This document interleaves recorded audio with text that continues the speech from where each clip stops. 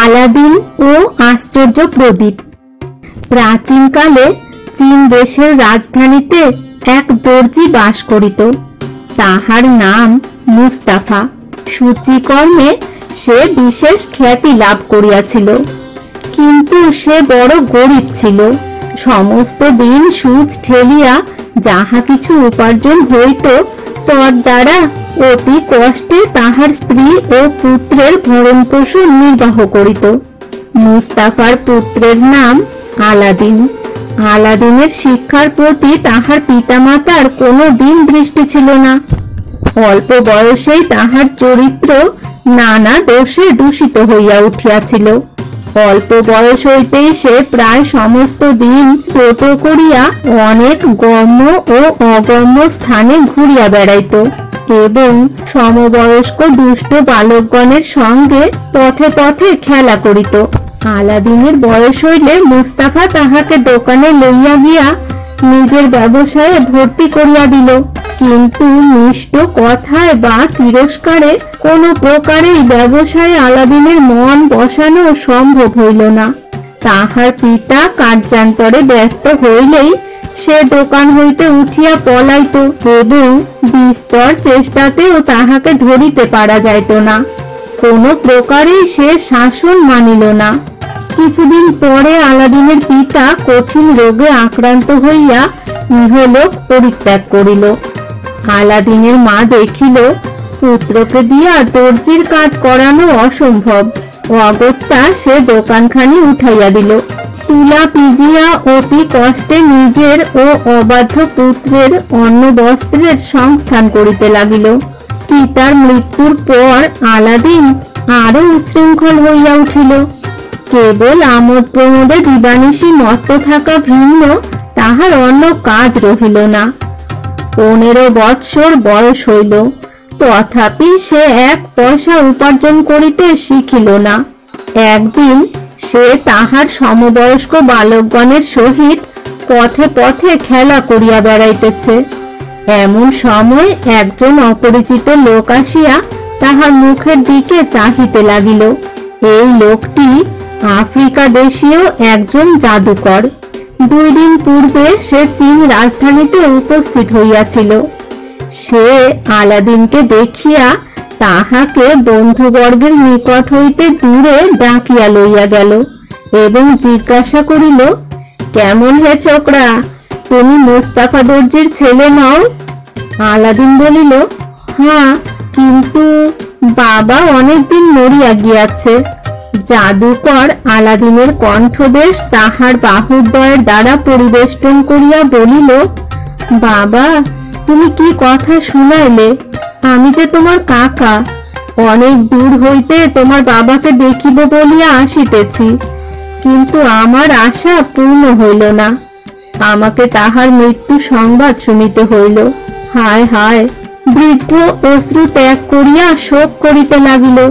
তাহার পর সে আলাদিনের হস্তে কতকগুলি সিক্কি দুয়ানি দিয়া বলিল, বাবা, তুমি বাড়ি যাও। তোমার মাকে আমার সেলাম জানাইয়া বলিবে আমি সময় পাইলে কাল এক সময় তাহার সঙ্গে সাক্ষাৎ করিব। তোমার বাবার সঙ্গে দেখা হইল না বটে, কিন্তু তোমাকে দেখিয়া আমার প্রাণ জুড়াইল। আলাদিনের মুখ চুম্বন করিয়া জাদুকর স্থানান্তরে প্রস্থান করিল। আলাদিন ভারী খুশি হইয়া দৌড়িয়া মায়ের নিকট গেল। তাহার মাতাকে বলিল, আম্মা, আমার কি কোনো কাকা আছেন? আলাদিনের মাতা বলিল, না বাবা, তোমার কাকা কি মামা কেহই নাই। আম্মা, তবে তুমি ঠিক জানো না। একজন বৃদ্ধের সঙ্গে আমার সাক্ষাৎ হইয়াছিল। সে বলিল সে আমার কাকা হয়। বাবা মরিয়াছেন শুনিয়া সে কত আক্ষেপ করিতে লাগিল। আমাকে এই সিকি দুয়ানিগুলি দিয়াছে। যাইবার সময় বলিয়াছে কাল তোমার সঙ্গে আসিয়া দেখা করিবে। মাতা বলিল, তোমার পিতার এক ভ্রাতা ছিলেন জানি, তিনি তো অনেকদিন আগে প্রাণ ত্যাগ করিয়াছেন।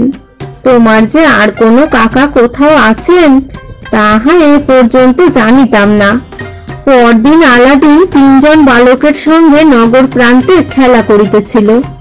জাদুকর তাহার নিকট উপস্থিত হইয়া তাহাকে আলিঙ্গন করিয়া তাহার হাতে দুটি মোহর দিয়া বলিল, বাবা, এই মোহর দুটি লও, তোমার মাকে দিও। তাহাকে বলিও, আজ সন্ধ্যাকালে তাহার কাছে গিয়া আমি আহার করিব। তিনি এই মোহর ভাঙাইয়া যেন খাদ্য দ্রব্যাদি সংগ্রহ করেন। কিন্তু আমি তো তোমাদের বাড়ি চিনি না, কোন দিকে তোমাদের বাড়ি? আলাদিন তাহার গৃহের সন্ধান বলিয়া দিলে জাদুকর চলিয়া গেল। আলাদিন নাচিতে নাচিতে মায়ের নিকট উপস্থিত হইয়া তাহার হস্তে মোহর দুইটি প্রদান করিল এবং তাহার সে অজ্ঞাত কুলশীল কাকার প্রস্তাব মাতাকে জানাইল। আলাদিনের মাতা পরম পুলকিত চিত্তে নানা প্রকার খাদ্য সামগ্রী ক্রয় করিয়া আনিল। দেবরের অভ্যর্থনার জন্য দর্জির স্ত্রী যথাসাধ্য আয়োজন করিল। সমস্ত দিন তাহাতেই অতিবাহিত হইল। সন্ধ্যাকালে দ্বারে ঠক ঠক করিয়া আঘাত হইল। কাকা আসিয়াছে ভাবিয়া আলাদিন হৃষ্ট চিত্তে দ্বার খুলিয়া দিল। জাদুকর কয়েক বোতল মদ ও নানাবিধ ফল লইয়া সেই গৃহে প্রবেশ করিল। জাদুকর আলাদিনের পিতার শয়নকক্ষে তাহার শয্যার কাছে আসিয়া বসিল এবং অশ্রু ত্যাগ করিয়া ভয়ঙ্কর বিলাপ করিতে লাগিল। বলিল, দাদা গো, তোমাকে দেখিব বলিয়া আসিয়া তোমার শূন্য শয্যা দেখিতে হইল। আরো কত কথা বলিল, তাহার সংখ্যা নাই। কিঞ্চিৎ সুস্থ হইয়া জাদুকর আলাদিনের মাতাকে বলিল, আমার ভ্রাতার সহিত আপনার বিবাহের পর আপনি আমার সম্বন্ধে কোনো কথাই জানিতে পারেন নাই। তাহার পর আজ হঠাৎ আমাকে দেখিয়া আপনার বিস্ময় জন্মিবারই কথা। আজ প্রায় 40 বৎসর হইল আমি এ দেশ পরিত্যাগ করিয়াছি।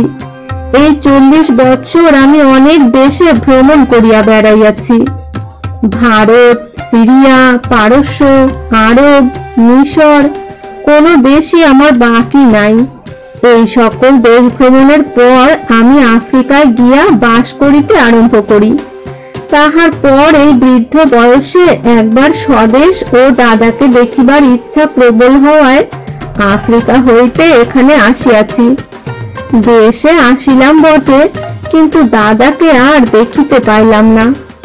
আপনার পুত্রের নিকট যখন দাদার মৃত্যু সংবাদ পাইলাম, তখন আমার মস্তকে যেন বজ্রাঘাত হইল। যাহা হোক, আপনাকে ও আপনার পুত্রকে দেখিয়াই আমার হৃদয় শীতল হইয়াছে। পথে দেখিয়াই আমি দাদার পুত্রকে চিনিতে পারিয়াছিলাম। অঙ্গ প্রত্যঙ্গ সকলই ঠিক দাদার মতো। উহার কি নাম রাখিয়াছেন? আলাদিনের মাথা জাদুকরের কথায় একেবারে গলিয়া গেল। সে বহুকাল পরে একজন আত্মীয়কে তাহার শোকে দুঃখে সহানুভূতি প্রকাশ করিতে দেখিয়া নিজেকে তাহার নিকট আন্তরিক কৃতজ্ঞ বলিয়া মনে করিতে লাগিল। বলিল, উহার নাম আলাদিন। বাহ, বেশ নাম, আলাদিন। বাবা, তুমি কি করো? তোমার পিতার ব্যবসায় কিছু শিখিয়াছ? আলাদিন কোনো কথা না বলিয়া মাথা নিচু করিয়া রহিল। আলাদিনকে নীরব দেখিয়া তাহার মাতা বলিল, না, ও কাজকর্ম কিছুই শেখে নাই। আমার স্বামী উহাকে তাহার ব্যবসা শিখাইবার জন্য কত চেষ্টা করিয়াছেন, কিন্তু কোনোই ফল হয় নাই। তাহার মৃত্যুর পর আলাদিন আরো উশৃঙ্খল হইয়া উঠিয়াছে। আমি তো উহাকে কোনো মতে শাসন করিয়া উঠিতে পারিলাম না। দিবারাত্র কেবল টোটো করিয়া বেড়াইবে। বয়স হইয়াছে, তা যদি উহার বিন্দুমাত্র লজ্জা থাকে। আমি আর কতকাল উহাকে পুষিব? আমি মরিলে ও যে কিরূপে পেটের ভাত সংগ্রহ করিবে, তাহা আমি ভাবিয়া পাই না। আমি তুলা পিজিয়া যাহা কিঞ্চিৎ উপায় করি, তাহা দুজনের ভরণ পোষণের উপযুক্ত নহে। আমি মনে করিয়াছি, আমি আর উহাকে খাইতে পড়িতে দিব না। যেমন করিয়া পারে নিজে অন্ন বস্ত্রের সংস্থান করুক। আলাদিনের মাতা অশ্রু ত্যাগ করিতে লাগিল। জাদুকর বলিল, আলাদিন, তোমার মার মুখে যাহা শুনিতেছি তাহা সত্য হইলে বড় দোষের কথা। তোমার বয়স হইয়াছে, এখন কোথায় তুমি তোমার বৃদ্ধা মাতাকে প্রতিপালন করিবে? না, তোমার মাতাকেই তোমার ভরণ পোষণ করিতে হইতেছে। পৃথিবীতে মানুষ কত রকম ব্যবসায় করিতে পারে। দর্জিগিরি ভালো না লাগে আর কিছু করো।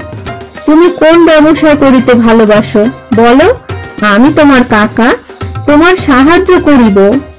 তুমি যদি শান্তশিষ্টের মতো দোকান করো বলো, আমি তোমাকে দোকান করিয়া দিতেছি। দোকানে জিনিসপত্র বিক্রয় করিয়া বেশ দিন কাটাইতে পারিবে। তোমার যাহা মত আমাকে বলো, আমি তোমার সাহায্যে ত্রুটি করিব না। আলাদিন অনেকক্ষণ চিন্তা করিয়া পরে বলিল, দর্জিগিরি আমার ভালো লাগে না।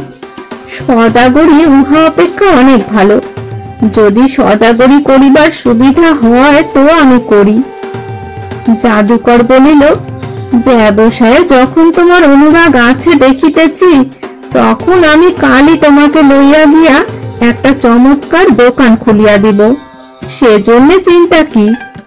আলাদিনের প্রতি জাদুকরের স্নেহাতিশয্য দেখিয়া আলাদিনের মাতার বিশ্বাস হইল জাদুকর লোকটা সত্যই তাহার মৃত স্বামীর ভ্রাতা।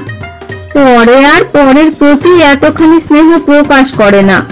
বৃদ্ধা জাদুকরকে তাহার পুত্রের প্রতি এরূপ স্নেহ প্রকাশ করিতে দেখিয়া জাদুকরকে আন্তরিক কৃতজ্ঞতা জ্ঞাপন করিতে লাগিল। রাত্রি অধিক হইয়াছিল। আহারাদি শেষ করিয়া জাদুকর পরদিন আলাদিনকে লইয়া যাইবার আশা দিয়া বিদায় গ্রহণ করিল। আলাদিন ও তাহার মাতা শয্যায় শয়ন করিল।